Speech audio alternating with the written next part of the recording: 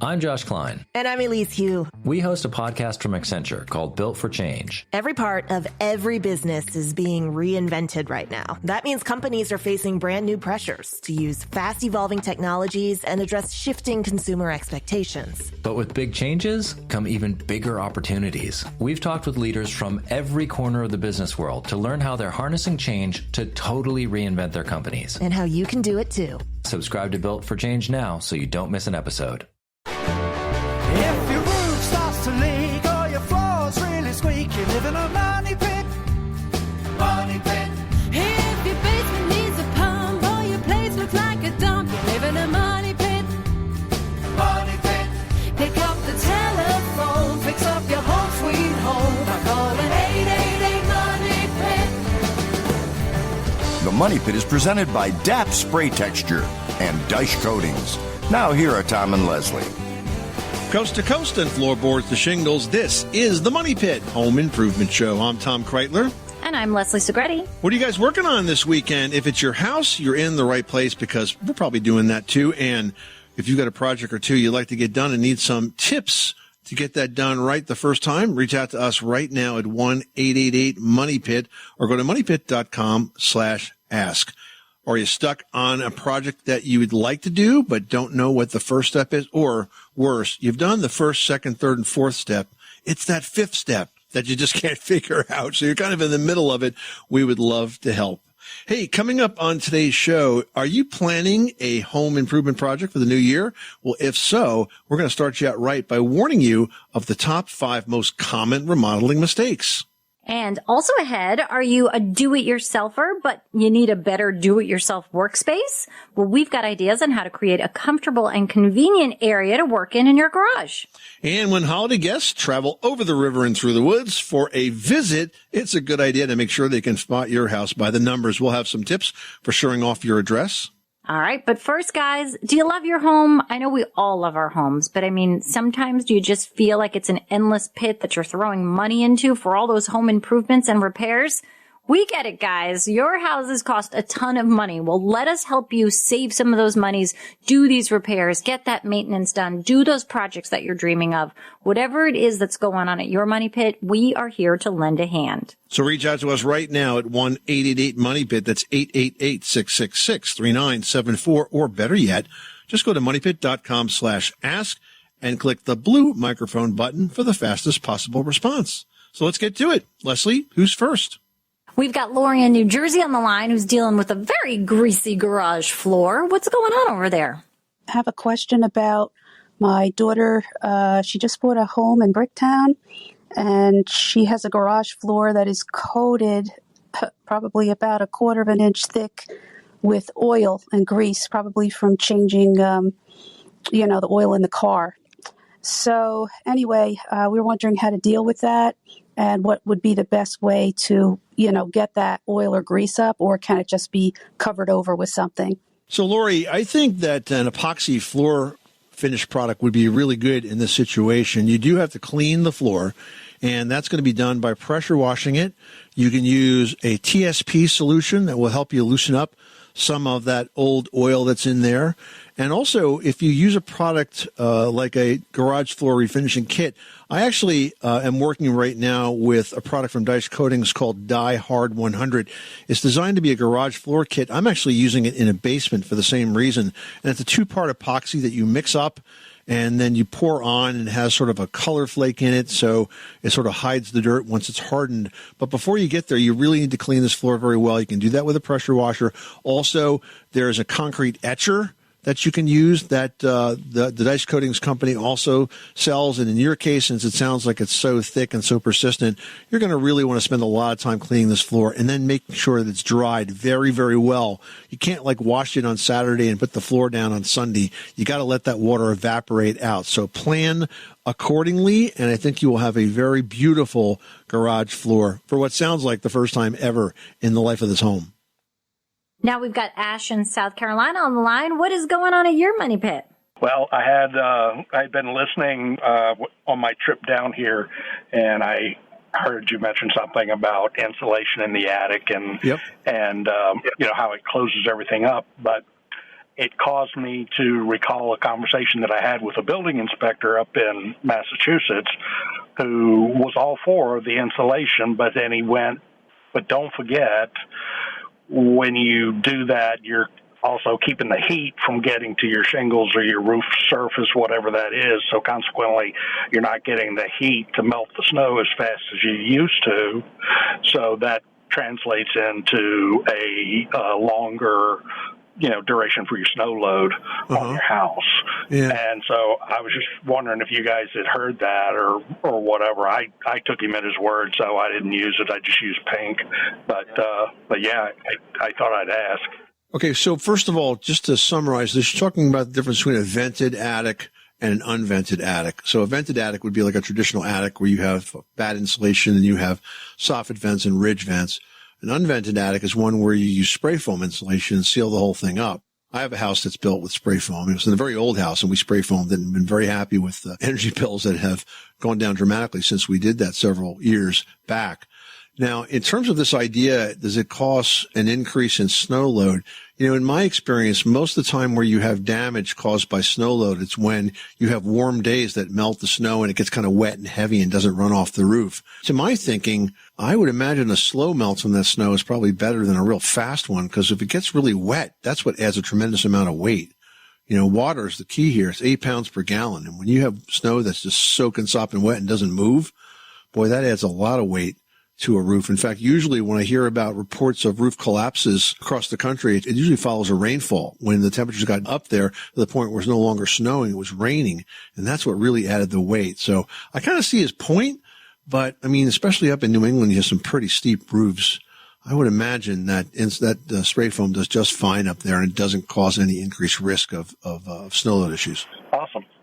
Okay. Yeah, that sounds good. Like I said, he was the only one I've ever run across that conversation with, and then lo and behold, you guys are talking about it, so I was like, well, let's see, and I appreciate it. Well, you're very welcome. Thanks so much for reaching out. Yes, sir. Have a good day. Rehearsals for the school play were really coming along. Bigger smile, Mr. Squirrel? Until a custodian accidentally threw away the costumes. Oh, no. Everyone was rattled. Miss Garrity forgot how to play. And the Queen of the Hedgehogs almost quit. Find a new queen! But replacement costumes were shipped with FedEx. And with added peace of mind from picture proof of delivery, everyone could focus on the perfect opening night. FedEx, where now meets next. For residential delivery only. Hey, you want to make our day? Well, go ahead and leave us a 5-star review on Apple Podcasts, and we'll be jumping for joy. Plus, you guys, your feedback helps us make the show even better for you. Just go to moneypit.com/review. We've got Rita on the line from Arkansas who's looking to put in a metal roof. How can we help you? The contractors that I talk to, they seem to have really sour attitudes, and that's the nicest word I could put it. What do they seem to be so miserable about? They get offended that I ask questions like, what are the measurements of my roof? And they want me to sign paperwork as soon as they show up. Yeah. Things like that. I want to know a streamlined way to get estimates. So one thing that you can do is you can use a service called Angie, ANGI. And so if you go online to Angie.com, ANGI.com, and then you put in what you're looking for. So in this case, you're looking for a roofer to install a metal roof, and they may ask you a couple of questions. And then what happens is Angie then sends your information out to a limited number of contractors in your area that have already identified themselves as doing this sort of work. So you're only going to hear from those that are most qualified and most interested in your project, because they actually are paying for the leads to get your contact information. It's an advertising expense for them. So then when they show up, they're totally prepared to do a proper estimate and don't expect you to sign something on the dotted line right there. You know, if they're trying to push you to get you to hire them without you having a chance to think about it, that's a bad sign right there. And I would go no further with someone that did that to me. A friend of mine the other day had to get an estimate for windows, and it was 9 windows, and the estimate was $35,000, which was ridiculous. But secondly, the guy goes, well, if you can decide in the next 20 minutes, it goes down to $26,000. I mean, are you kidding me? So she basically tossed him out of the house with a few choice words to boot. But anybody that tries to push you like that is just bad business. So I would not lose any sleep over that. I would just not work with them at all. But I think if you try Angie, you'll get an entirely different result. Thank you. Yeah, and you know what, Rita? There's other people reviewing that contractor, letting you know how they were to work with, if their prices were fair, what the project was like, the end result. So there's like a community that you can kind of compare things with right there to get a better sense. Thank you. All right, now let's welcome Jason, who's looking to refinish some steps and needs help with the finish. What's going on? I'm about to put a coat of poly on a set of stairs that just raw pine, have never been coated before, so I'm going to give them a sanding. And I wanted to use a water-based poly. Now, I thought I heard recently that you counseled someone refinishing a wood floor against using a water-based poly. I've seen a couple of products by Varathane, I believe Minwax makes one as well, that claim to be water-based poly formulations that are made for floors. So I was just wondering what you thought about these kinds of products, and if they were, these special formulations allegedly are durable enough for floors and stairs. Hey, Jason, thanks for reaching out. So, yes, I have a concern about using water-based polyurethane on a floor, or in your case, on steps, because I have found in the time that I've used it that it just simply does not have the same abrasion resistance as a solvent-based polyurethane does. So when I do floors or steps, I always use one that is solvent-based. I had some bad experiences with the water-based for that reason. So I'm not really likely to ever try it again. So in your case, especially since stairs are so darn hard to refinish, so much work associated with them, I would definitely recommend that you use a solvent-based polyurethane, oil-based polyurethane. Suck it up and clean the brushes with mineral spirits when you're done. But it really does work better. It will lay nice and flat. And I would recommend also that you use satin and not gloss, because satin, especially in an older stair like that, is not going to show any defects in the wood as well as a high gloss product would. So good luck with that project. Hope that makes sense. Well, home improvement can be one of the most rewarding times of home ownership, but with the excitement of planning that new project, it is really easy to make some errors that can end up driving those costs way beyond what you've budgeted. So here's our list of big errors that we hear about and that come up over and over again. First of all, over-improving. You're like, that's a thing? Yeah, a lot of projects contribute real value to your property. Others have about same resale value as a used lottery ticket. So nada there, you guys. So it really depends. Now, if the value of your current home plus the cost of the improvement that you've planned for far exceeds the average value of homes in your area, you're going to see a very little to no return on your home improvement investment. Now, things like bathrooms, kitchens, adding on a deck, those are the type of improvements that provide the best return on investment.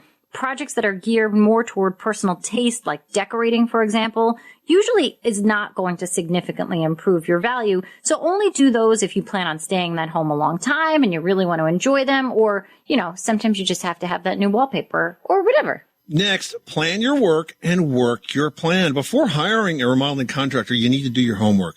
So research projects, read reviews with a mind towards developing a spec or specification for your project that identifies the products you'd like included in your remodel. Now, for small projects, you can do this yourself, but for larger jobs, it's definitely a good idea to hire an architect or designer. This way, when you go out to bid with contractors, they're all bidding on the same set of plans, same work to be done, so you can really compare apples to apples. All right, another big mistake we see again and again is not minding the zone. If you're building a new shed or a fence, it definitely seems like an easy enough home improvement project, but it can quickly turn into a legal nightmare if you don't first check the local land zoning codes for your property. Even if your project gets completed without a visit from that local zoning official, a violation could definitely haunt you years later when it comes time to sell your home, and sometimes you're faced with taking it down or huge fines or both. So never a fun thing. Next, you want to review your contract. You want to make sure you have a contract and make sure all of your agreements with the contractors are in writing.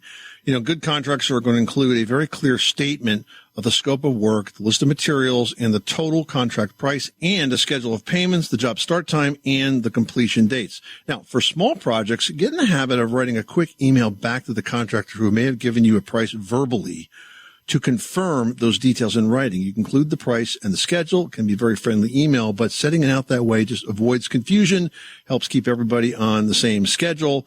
And if the contractor doesn't deliver or tries to charge you extra, you can always refer back to that. Now, here's another big no-no. Having no permit.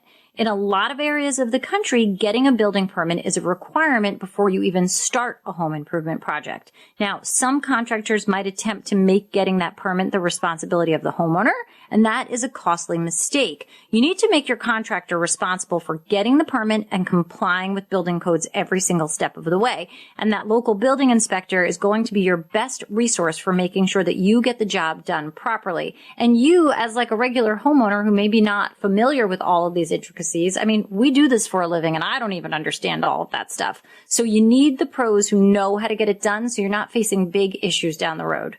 But the bottom line here is we want you to be able to do it once and do it right so you don't have to do it again. So follow these tips and reach out to us with questions about projects you're thinking about doing. The number here again is 1-888-MONEY-PIT. Level up your listening with Bose Quiet Comfort Ultra earbuds and headphones with immersive sound and world-class noise cancellation for a not-so-silent night. Visit Bose.com/Spotify to shop sound that's more than a present. 'Tis the season to shine with H&M. Discover the holiday collection and find fashionable pieces for your wardrobe or for under the tree. Get inspired and dazzle with this year's glam. From tuxedo styles, bow detailed pieces, impressive prints, and more. From unforgettable looks to unforgettable gifts. With fashion finds to home decor, find it all at H&M. Treat your loved ones and yourself this season. Shop in-store or at hm.com. All right, we've got Tony on the line who's dealing with a super noisy neighbor. Tell us about it. Hopefully we can help quiet things down. Well, I mean, she just likes to stomp on my ceiling and just trying to figure out what I can do to make it a little bit more quiet on my side. A ceiling stomper, huh? I tell you what, that is tough. Is this a new problem? Did she change her flooring or anything like that? She says she didn't. I confronted her and the landlord, and, she swears up and down she didn't, but neither, we couldn't see it. Well, listen, I got to tell you, it's very difficult, if not impossible, to do anything when you're underneath a noisy neighbor like that. What could be done is on her side of it, and that would probably involve a new type of flooring that has a sound-resistant underlayment underneath it. You're never going to get rid of all the sound. Now, if you can't do that, you could put down throw rugs, area rugs, that sort of thing. But again, you're kind of asking people to do this just for the good of the order, and there's no way to force them to do it. So I don't have any good solutions for you because sound deadening usually starts above. Even if you were to insulate that ceiling, that wouldn't be your job to do if it's an apartment, and that would take an investment on the part of the landlord, and I doubt the landlord's going to want to do that. Did I mention that on my side is ceramic tile? Ceramic tile where? On your floor? In my living room, yes. Yeah. Well, look, if you want to soften some of that sound, Leslie, probably having some furniture or wall coverings would kind of help deal with that echo issue, right? Yeah, and I mean, you didn't mention having area rugs. So with a ceramic floor like that, having an area rug is just going to help sound deaden your own space. It kind of just absorbs a lot of that sound that's going on and the reverberation from what's going on upstairs. So definitely add a rug or two if you can. If you don't have any window treatments, put some up. The more things you have in each room, I'm not saying get it all cluttered. I'm not saying make a mess of your space. I'm just saying add some soft goods that can definitely help absorb some of that sound. And I know a lot of guys are like, but I got a leather sofa. That's also like a ceramic tile floor. Leather's just going to send it right back into the space again. You're messing with the guy's man cave, Leslie. I know, I'm sorry. But definitely think about things that can help absorb some of that sound. And the softer, the better. Okay. Well, thank you very much. Good luck with that project. I hope that she will decide to quiet down for the good of the order, Tony. Me too. You guys have a good day. Right. Bye-bye. Now we've got Shen who needs some help tiling a concrete wall. What's going on? Hi there. Calling from New Hampshire. I have a staircase that goes from a garage up into the living area. And at the bottom garage level of the staircase, there are poured cement walls that I would like to cover with tile. And I am wondering the best way to prep this surface both to keep out moisture and to accept the tiles that I would like to put on. So, Shan, a couple of things come to mind. First of all, because you're seeing signs of moisture there, I would take steps to try to reduce that. And it's almost always caused by a problem with gutters being overflowing with leaves and getting clogged up, or downspouts that are dumping water near the wall, or soil that's just sort of sitting there and not allowing water to run away. Could be reversed back into the wall, or you could have, I don't know, a walkway in there or some bricks in there that's holding water against the wall. So basically, you want to move water away from that foundation. In terms of tiling, yes, definitely could tile over those foundation walls. There's one important step that you may not be aware of that I would recommend, and it's called an uncoupling membrane. It's basically a waterproof membrane that would be adhered to the wall, and the tile would be adhered to that. And by doing that, if there's any differential movement, which always happens between the tile and the wall itself, it won't crack the tile and cause them to pop off. So definitely a project that you could do. Of course, you have to have the right materials, like the membrane that I talked about, and the right adhesives, which are going to be rated for all that. I would take a look at a product called Ditra, D-I-T-R-A. It's made by Schluter, S-C-H-L-U-T-E-R. They're a company that specializes in these types of waterproofing membranes. And use a product like that in between the tile and the wall, and you should be good to go. Well, if you're a do-it-yourselfer, you need a space where you can easily tackle those projects, because if it's not convenient for what you're working on and where your tools are, you're never going to get any of these projects done if you're always looking for everything. Now, if you have a garage, you don't need to spend a lot to set up a basic workspace. According to houselogic.com, you can build a garage workshop complete with lighting for less than $500 and with minimal effort. The first essential to buy or build is a good workbench with a hard, heavy top. Now, typically, it should be about 24 inches deep and 38 inches high and have some drawers, shelves, and a couple of ices. Now, pre-made benches cost about maybe $200 to $500, but you can build one yourself in a day for probably less than $100. Now, your work surface is also going to need some bright lighting and high-intensity LED lights. These are great for task lighting over your workbench, and recessed lighting in the ceiling is very useful for both task and ambient lighting. Ceiling-mounted fluorescent light fixtures are an inexpensive classic option, and when planning your lighting, the rule of thumb here is to use 130 to 150 lumens per square foot of workspace. So get those math brains working, guys. Now let's talk about power. You need to have adequate electrical service with enough outlets and capacity to fire up your power tools. So if you don't have enough outlets, you want to install them near that workspace rather than use extension cords. This helps to avoid tripping hazards. And if you've not already done so, you might want to upgrade to 30 amp circuits and run heavier gauge wire from your circuit breaker to the garage. You can have a sub panel in the garage, and this way you can create additional circuits that won't trip household circuits. Now, smart storage is going to make things very easy when it comes to the workspace. You'll be able to find tools, nuts, bolts, all the items that you need. Modular systems, great, because they allow you to arrange those shelving, the bins, the hooks, however you want them in a way that's going to fit your space. And there are lots of garage storage systems available on the market that you can just purchase and put together. Now, for those larger tools and supplies, plastic bins with lids, they're fantastic. Plus, you can see what you're looking for. Absolutely. Now, another practical way to furnish your workspace is by repurposing old kitchen cabinets. This is a favorite move of mine. I've done this in a couple of houses where we tore out kitchens. You know, you can either find salvage building materials, or if you're lucky enough, like I was, you can reuse the cabinets that you're taking out of an old kitchen. They provide lots and lots of storage, and they're just deep enough for a workbench. Just really a great way to pick up cabinet space without having to build them from scratch or buy them. All right, we've got Gone Slow on the line who's looking for some help with a basement ceiling. So my fall and winter project will be to revamp our basement.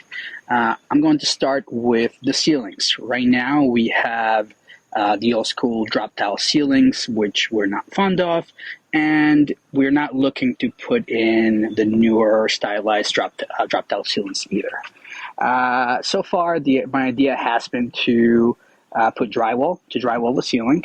However, my wife is really trying to convince me to not put anything and just leave the wood exposed.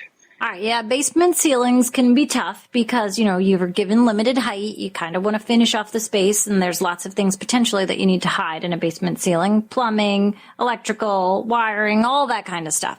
So, couple of things. You can tidy up the wiring that's in there, maybe tuck it against those beams and paint the ceiling if you just want to leave it as is. But, I mean, you say no to a drop ceiling.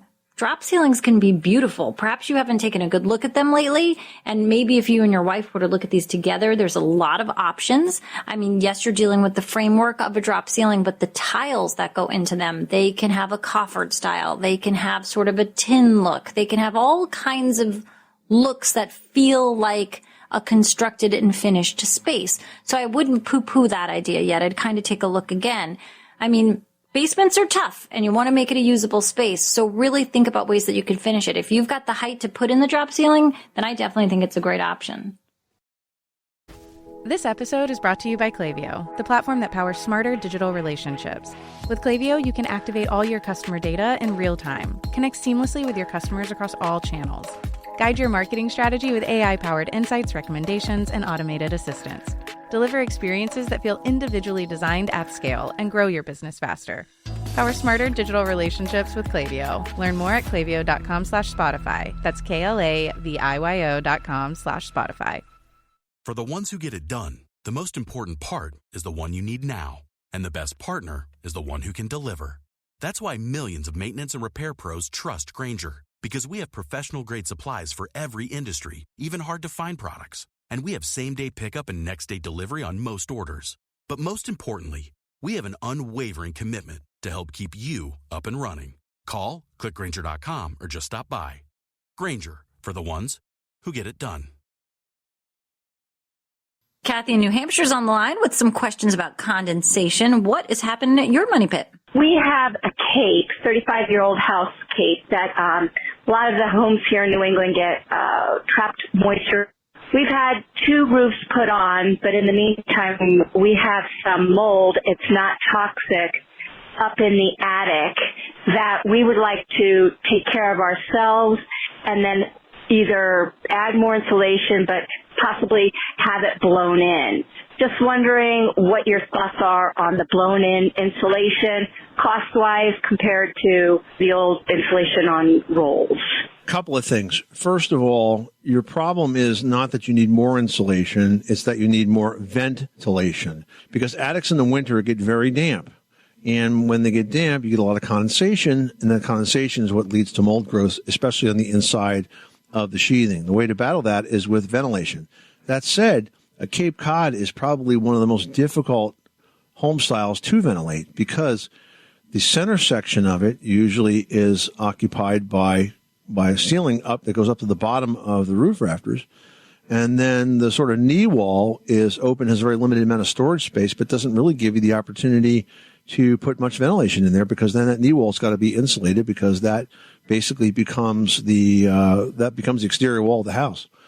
What I would do if it was my house is I would use spray foam insulation because spray foam insulation does not have to be ventilated.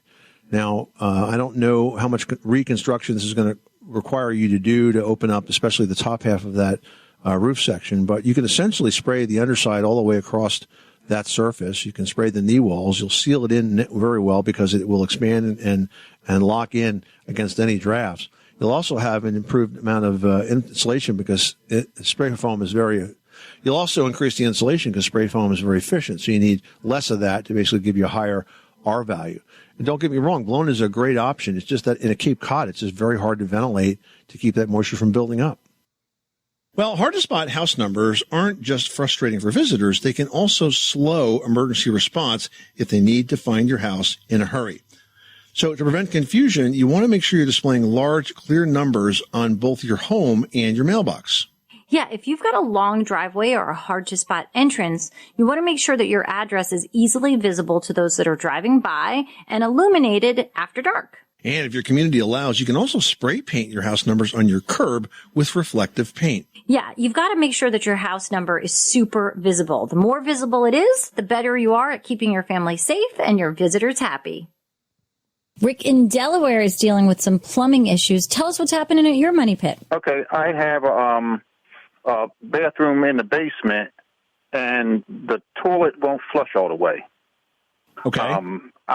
I've dealt with it before with a toilet snake and it took care of it, but it seemed like it's probably something different now. It just spins around and then it gurgles. So it sounds like a blockage then. This is not a problem with the flush valve or the fill valve in the toilet. That part works. It just doesn't drain. Is that correct? Right, because I filled a 5-gallon bucket, actually, and poured it down there, and it still wouldn't go down. Yeah. Well, I mean, obviously, you've got to get to the bottom of it with this blockage. You said you tried a snake, but how far did that snake go down? It didn't go down, too far. I guess it's the standard snake, Yeah. And I don't want to put another snake in there, Yeah. You're going to have that actually professionally cleaned out by a sewer drain cleaning company, like a Rooter type company, because whatever blockage you're experiencing there is obviously beyond the reach of that snake. Don't feel bad. I'll tell you a funny story about what happened to me. It was on the morning of when one of my kids was being christened. And of course, when you have that, you have family coming over, you don't want to have a bathroom emergency. Well, the toilet just would not flush. It would not go down. And I was very frustrated, but I was absolutely positive that I knew, because I am a home improvement expert, so I know this stuff. I knew it was the willow tree and the roots outside the window. So I said, oh, darn it, I got to go get a shovel, got to go expose the pipe, break it open, get those roots out. And of course, I head out there, virtually in my Sunday best, although I think I changed, to get that pipe exposed, and I could not find the problem, and I was scratching my head, and I figured, okay, it's between this hole and the toilet, so I pull the toilet off, I flip it upside down, and it turns out that one of my darling children had flushed a toy down there. It was a toy telephone that was lodged in this place, and I'm looking in the bowl, and I'm looking at the bottom, saying, there's something blue there. There's nothing supposed to be blue in that toilet. It was a toy phone, and that's what had blocked it. So some home improvement expert I was, there I was with a big hole of, big pile of dirt and busted open sewer line that had nothing to do with it. I pulled that phone out there, put it back together, and the day went on as planned. Well, Tom, let me ask you a question though. Yep. Could it be anything with the vent pipe? Yes, it could. The gurgling means it's struggling for air, and so it could be a blockage of the vent pipe or the drain pipe. And in either event, you have to have the right tools. Now, the drain clean companies will probably just run a snake down there both ways and call it a day. If they're really perplexed, they can run a camera down there. There's line cameras that they can snake in and actually see what the blockage is. All right. So I think that's what you're going to have to do here. And unfortunately, we hate to call, a pro if we can fix it ourselves. But this is just a specialized repair, specialized piece of maintenance you got to get done. Good luck with that project. Mark reached out to Team Money Pit and says, I have a 25-year-old detached garage that is built into a hill and has developed cracks. The back is 8 feet below the dirt line and the side is up to about 4 feet. I had someone come out to give me a quote on what it would take to correct, and his estimate was around $26,000. Wowzers. That was for a French drain inside, a sump pump, and something to straighten the walls. Does this sound right? No, not at all. Leslie, remember we had a foundation expert, Bob Brown, on a few weeks back, and we were talking with him about the amateur foundation repair companies that are out there that they claim to be able to diagnose this stuff, but they just can't. This guy is completely wrong with his approach, and let me tell you why. First of all, the fact that it's got cracking in the walls when it's built sort of into a hill like that is not unusual. And the reason it happened is because there's probably water collecting on the high side of that garage, and it's soaking in, and it's freezing and expanding, and it's pushing downward against those walls, causing that movement and that shift. Now, if you were to take the $26,000 advice from the contractor, all you got to do is put in a French drain and a sump pump inside. This is the same thing that they sell, that the waterproofing companies sell, and I always say is the bad move. And here's why. Because if you put that in there, how is that going to change the amount of water that's collecting against the back wall? It doesn't change it one iota. The water still collects against that wall. It's still going to freeze and expand and push on the wall further. So you definitely don't need to put drains in. What you do need to do is to make sure that you reshape the soil around the outside of this garage so that the water has a swale. It basically follows a drainage path around the garage and past it. Now, if there's a hill coming down to the top of this, the other thing that you could do is you could put in a curtain drain or a French drain in the soil itself. Basically, you dig a trench, you lay in perforated pipe. There's a type of pipe called Easy Drain that actually has the filter cloth built right into it. And then that collects the water and runs it around the outside. When the project's done, you fill it with soil and with and you see the top of it and you never see it, but it intercepts that water on the way down the hill and runs it around the garage. So basically what you need to do here, Mark, is manage that water. Keep it away from that back wall. In terms of the repair, you can seal up those cracks with silicone, or you could use a crack patching compound like those from Quikrete, but you definitely don't need to hire a guy with jackhammers to bust out your floor and put in sump pumps. It'll only get worse. All right, now we've got Julie in Chicago who says, the sliding glass doors on my tub enclosure were looking disgusting, so I removed them, including the frame strips. Can I replace the doors myself, or should I hire someone, and is there anything tricky I should know about the project? Leslie, I don't know if you've priced these shower enclosures lately. They are ridiculously expensive when you have them done custom, but there are lots and lots and lots of pre-manufactured shower doors out there that you can install yourself, Julie. So I think you definitely should see if you can find one that fits the tub that you have. And if it does, install it yourself, because if you hire someone to do it, you go to a bathhouse where they make them custom, it's going to be thousands of dollars. Yeah, that's super expensive. So you may be coming up with an interesting configuration, but you're going to for sure be able to do it yourself. You are listening to the Money Pit Home Improvement Show, and we are so glad that you are. We're just about out of time, but we hope that we've helped you out with a tip or two to help make your home improvements easier to tackle, maybe helped you with some planning for projects ahead. If you've got questions, though, and could not get through to the show for this edition, remember, you can reach us 24/7. Just go to moneypit.com/ask. Click the blue microphone button, record your question, and we'll get back to you as soon as absolutely possible. Until next time, I'm Tom Kreitler. And I'm Leslie Segretti. Remember, you can do it yourself, but you don't have to do it alone.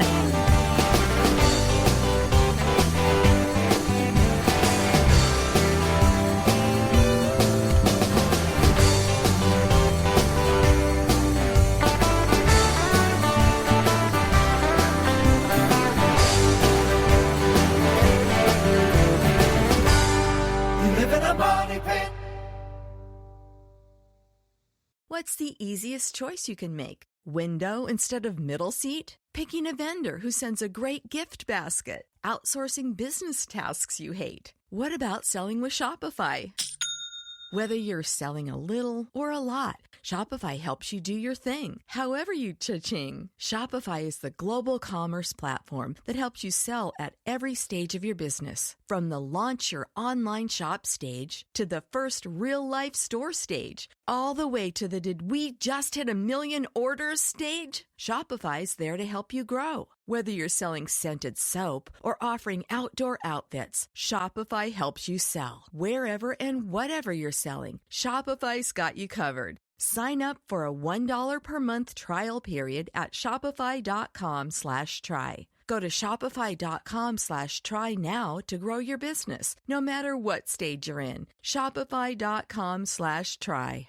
My brother-in-law died suddenly, and now my sister and her kids have to sell their home. That's why I told my husband we could not put off getting life insurance any longer. An agent offered us a 10-year, $500,000 policy for nearly $50 a month. Then we called SelectQuote.